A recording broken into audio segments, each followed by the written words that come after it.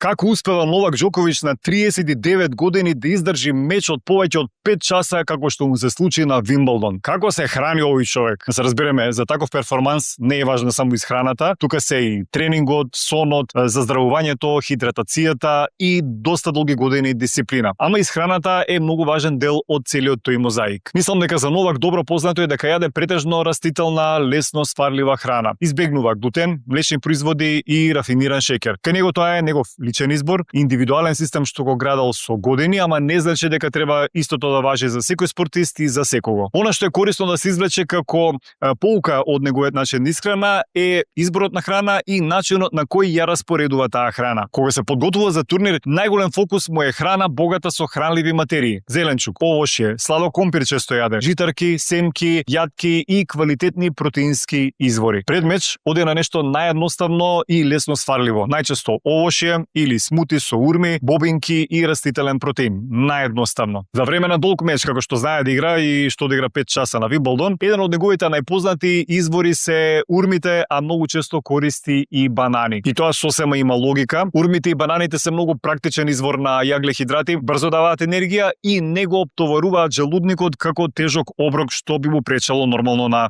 еден меч. По тренинг или надпревара фокусот веќе е на заздравувањето, враќањето во форма со јаглехидрати за надополнување на енергијата, протеин за мускулите, течности и електролити за хидратација. Главната поента од исхраната на Џоковиќ не е дека постои некоја тајна храна. Поентата е дека кај спортови со долга активност, храната треба да биде постојано квалитетна, лесно сварлива, навремено внесена и нормално функционална. Ајде сега во коментар пишете ми да видам колку има обожаватели на Новак Џоковиќ.